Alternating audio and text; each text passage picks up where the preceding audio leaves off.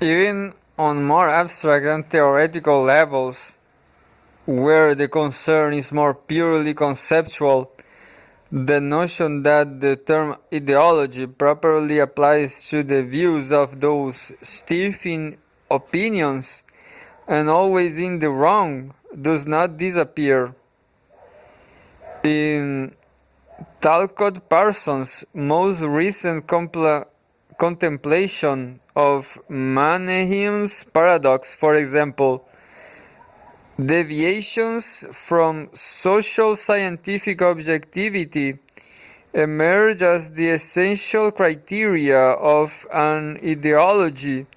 The problem of ideology arises where there is a discrepancy between what is believed and what can be established as scientifically correct. The deviations and discrepancies involved are of two general sorts.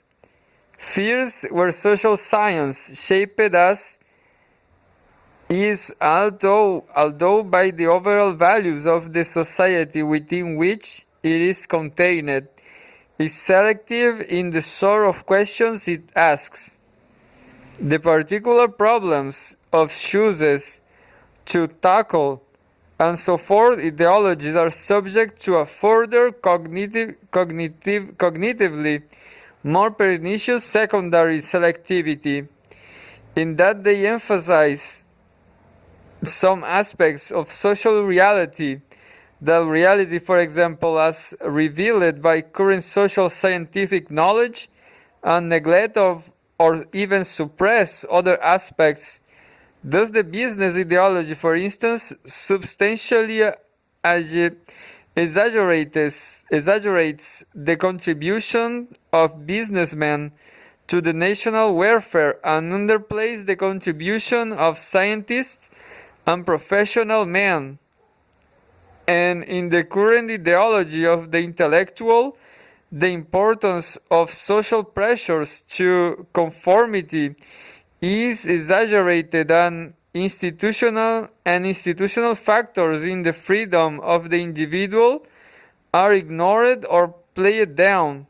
Second, ideological thought, not content with mere over-selectivity, positively distorts even those aspects of social reality it recognizes.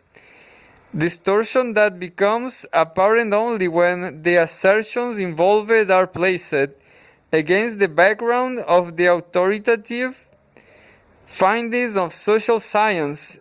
The criterion of distortion is that statements are made about society which by social scientific methods can be shown to be positively in error, where selectivity is involved, where the statements are at the proper level true, but do not constitute a balanced account of the available truth.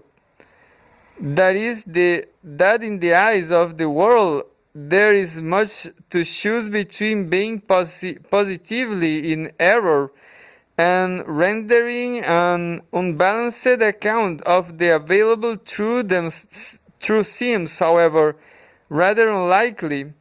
Here too, ideology is a pretty dirty river. Examples need to be multiplied, although they easily could be.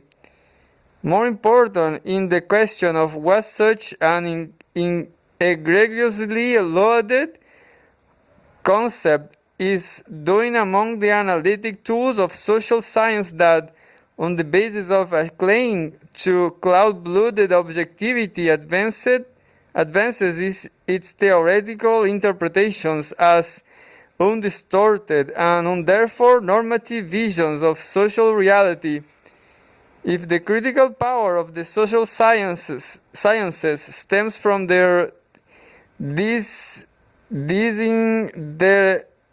disinterestedness, is not this power compromised when the analysis of political thought is governed by such a concept, much as the analysis of the religious thought will be, and on occasion has been compromised when cast in terms of the study of superstition. Superstition. The analogy is not far-fetched. In Ramos Aron's The Opium of the Intellectuals, for example, not only the title ironically echoic of Marx's bitter iconoclasm, but the entire rhetoric of the argument, political myths, the idolatry of history, the churchmen and faithful, secular clericalism, and so forth, reminds one of nothing so much as the literature of militant atheism. Schill's task of invoking the extreme pathologies of ideological thought, Nazism, Bolshevism, or whatever, as its paradigmatic forms reminiscent of the tradition in which the Inquisition, the personal privacy of Renaissance popes, the savagery of Reformation wars, or the primitiveness of Bible Belt fundamentalism is offered as an archetype of religious belief and behavior, and Parsons' view that ideology is defined by its cognitive insufficiencies vis-a-vis science is perhaps not so distant.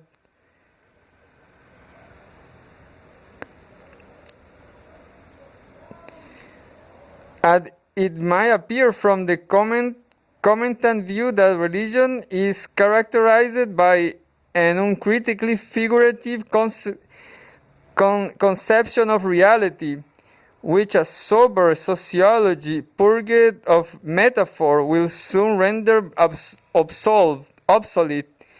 We may wait as long for the end of ideology as the positivists have waited for the end of religion.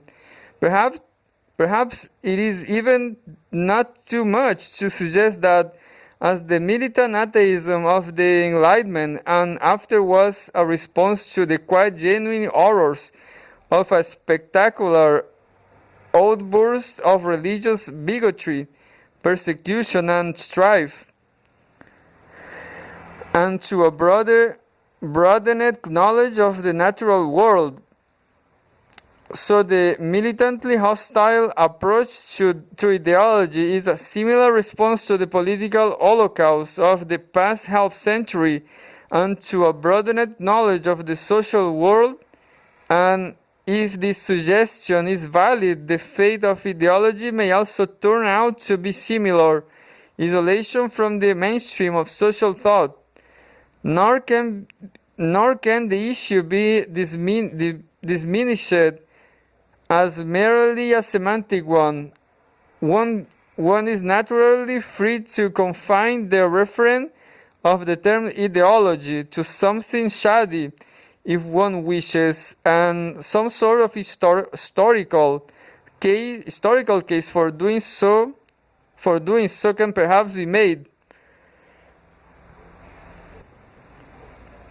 But if one does so limited, one cannot then write works on the ideologies of American businessmen, New York literacy intellectuals, members of the British Medical Association, industrial labor union leaders, or famous economists, and expect either the subjects or interested bystanders to credit them as neutral. Discussions of socio-political ideas thus indict them ab initio in terms of the very words used to name them, as deformed of words or worse, merely beg the questions they pretend to raise. It is also possible, of course, that the term ideology should simply be dropped from scientific discourse altogether and left to its polemical fate, as superstition in fact has been, but as there seems to be nothing at the moment with which to replace it, and as it is at least partially established in the technical lexicon of the social sciences, it seems more advisable to proceed with the effort to diffuse it.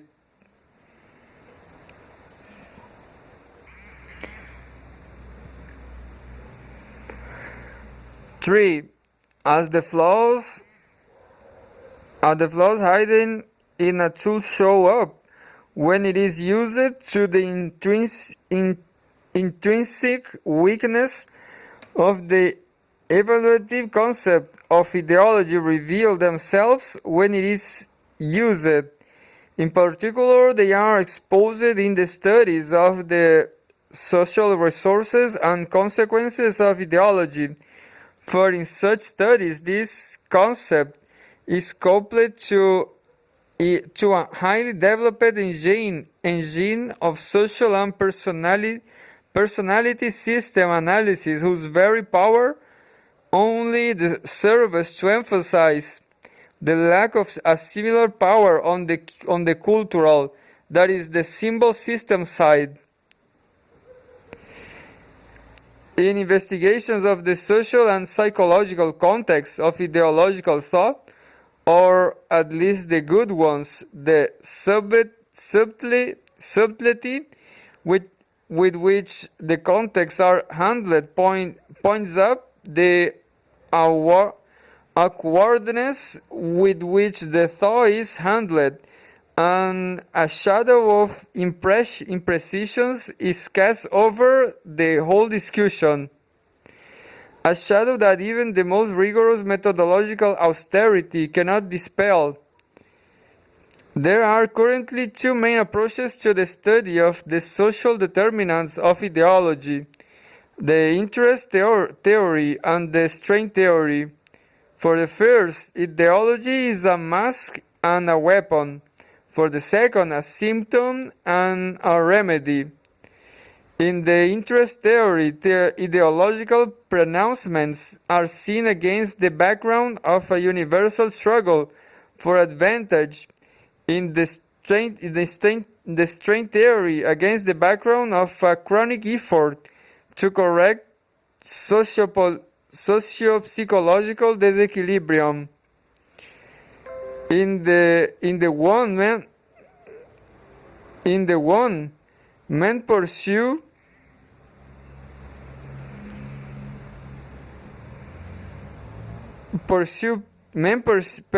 power.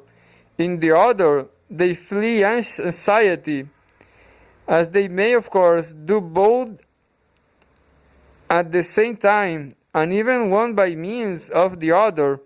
The two theories are not necessarily contradictory, but the strain theory, which arose in response to the empirical difficulties encountered by the interest theory, being less simplistic, is more penetrating, less concrete, more comprehensive. The fundamentals of the interest theory are too well known to need review.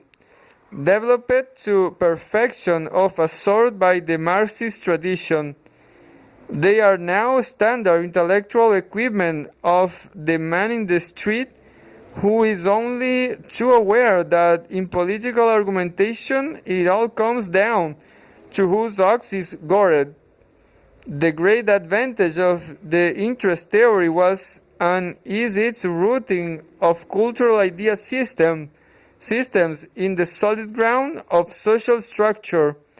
True emphasis on the motivations of those who profess such systems and on the dependence of those motivations in turn upon social positions, most especially social class. Further, the interest theory welded political speculation to political combat by pointing out that ideas are weapons, and that an excellent way to institutionalize a particular view of reality, that of one's group, class, or party, is to capture political power and enforce it. These contributions are permanent, and if interest theory has not now the hegemony it once had, it is not so much because it has been proved wrong as because its theoretical apparatus turned out to be too rudimentary. Too rudimentary to cope with the complexity of the interaction among social, psychological, and cultural factors it itself uncovered. Rather, like Newtonian mechanics, it has not been so much displaced by subsequent developments as absorbed into them. The main defects of the interest theory are that its psychology is too anemic and its sociology too muscular. Lacking a developed analysis of motivation, it has been constantly forced to oscillate between a narrow and superficial utilitarianism that sees men as impelled by rational calculation of their consciously recognized personal advantage, and a broader but not less superficial historicism that speaks with the studied vagueness of men's ideas as somehow reflecting, expressing, corresponding to, emerging from, and conditioned by their social commitments. Within such a framework, the analysis is faced with the choice of either revealing the thinness of his psychology by being so specific as to be thoroughly plausible, or concealing the fact that he does not have any psychological theory at all by being so general as to be truistic.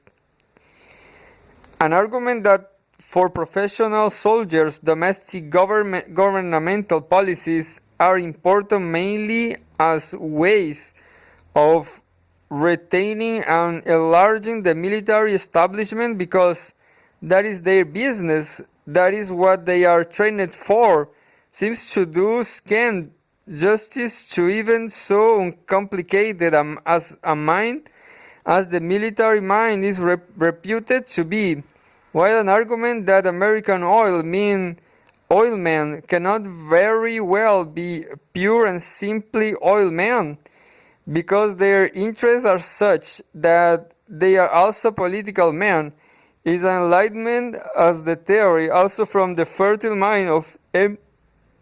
Jourdain, that the reason opium puts you to sleep is that has dormitive powers. On the other hand, the view that social action is fundamentally an unending struggle for power leads to an unduly Machiavellian view of ideology as a form of higher cunning and consequently to a neglect of its broader, less dramatic social functions.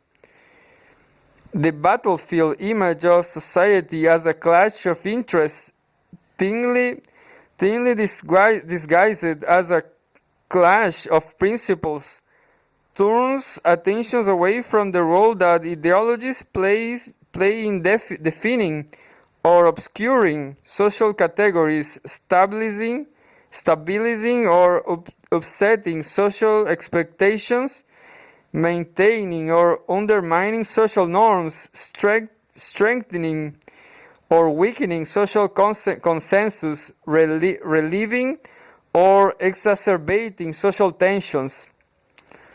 Reducing ideology to a weapon is a guerre de plume gives to its analysis a warming air of militancy, but it also means reducing the intellectual compass within which such analysis may be conducted to the conscripted realism to a tactics and strategy. The intensity of interest theory is to adapt a figure from Whitehead, but the reward of its narrowness.